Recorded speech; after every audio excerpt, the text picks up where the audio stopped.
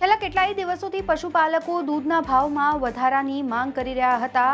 ઉગ્ર આંદોલન પણ આપણે સૌ કોઈએ જોયું અને સાબર ડેરીનો વિવાદ છે એ ટોક ઓફ ધ ટાઉન હતો છેલ્લા કેટલાય દિવસોથી અને હવે આખરે સાબર ડેરીને ઝૂકવું પડ્યું છે પશુપાલકોની આ માંગ સામે।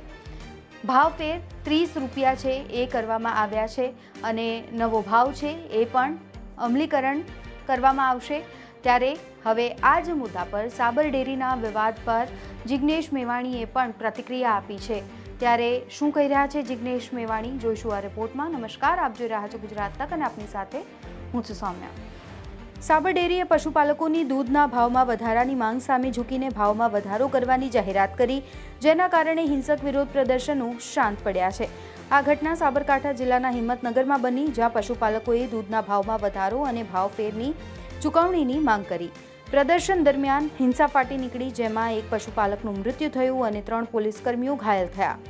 પોલીસે આંસુ ગેસનો ઉપયોગ કરી 40 પ્રદર્શનકારીઓની અટકાયત કરી અને 74 લોકો સામે, જેમાં પૂર્વ કોંગ્રેસ એમએલએનો પણ સમાવેશ થાય છે, એફઆઈઆર નોંધવામાં આવી।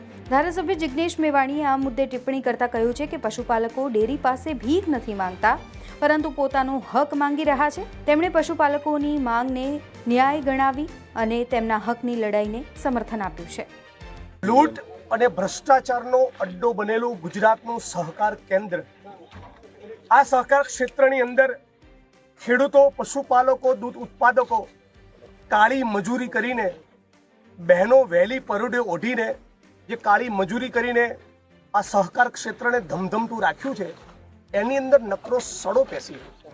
ગયા વર્ષે સાબર ડેરીએ ભાવ વધારો જે અહીંના પશુપાલકોને, દૂધ ઉત્પાદકોને આપ્યો, એ જ માંગ લઈને, એનાથી વિશેષ કંઈ નહીં, એ જ માંગ લઈને સાબર ડેરીના દ્વાર ઉપર પહોંચેલા પશુપાલકો ઉપર અગાઉથી બોડીગાર્ડ, બાઉન્સરો, પોલીસનો કાફલો બોલાવી જાણે રાજ્ય સરકારનું સ્પષ્ટ ષડયંત્ર હોય, સાબર ડેરીનું જાણે આગોતરું આયોજન હોય કે એવો સીન ક્રિએટ કરો કે ખેડૂતો ઉશ્કેરાય, કાયદો વ્યવસ્થાની પરિસ્થિતિનું નિર્માણ થાય અને પછી એના બાણા હેઠળ ખેડૂતો પર તૂટી પડીએ।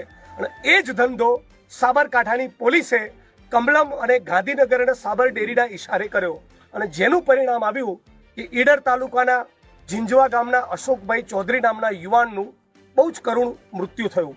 હું માનું છું કે આ મૃત્યુ નથી, ફેલ જ જાય એ અગાઉથી ખબર હોય એ છતાં એક્સપાયરી ડેટ બાદનો ટીયર ગેસનો સેલ છોડવામાં આવ્યો।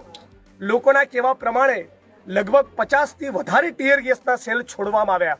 તો આ દૂધ ઉત્પાદકો હતા, પશુપાલકો હતા, કોઈ આતંકવાદી હતા?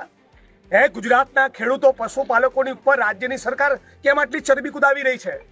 તમારે ખેડૂતો વધારે એગ્રેસિવ થાય તેમનો અધિકાર છે, એગ્રેસિવ બી થાય, રોડ ઉપર ઉતરે, રસ્તા કરે, રોકવાના કામ કરે, ચક્કાજામ કરે, ટ્રેનો રોકે, બધું દેશમાં ખેડૂતો આંદોલન કરતા હોય છે।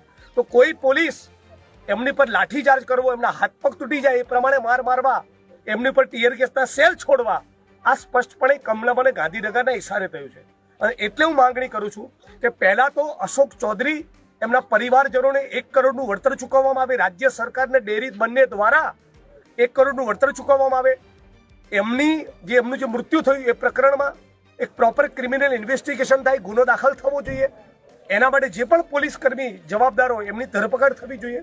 અને સાબર ડેરી અને ભારતીય જનતા પાર્ટીની સરકાર 24 કલાકની અંદર દૂધ ઉત્પાદકો, ખેડૂતો, પશુપાલકો સાથે બેસી એમની તમામ ન્યાયી વાજબી માંગણીનો સ્વીકાર કરી જે ભાવ ફરક આપવાનો છે તાત્કાલિક આપે। આ જો નહીં કરે તો સમગ્ર ઉત્તર ગુજરાતમાં એના ઘેરા પ્રત્યાઘાત પડવાના છે। આ હું કોંગ્રેસના કાર્યકારી પ્રમુખ તરીકે નહીં, એક ઉત્તર ગુજરાતના નાગરિક તરીકે કહું છું।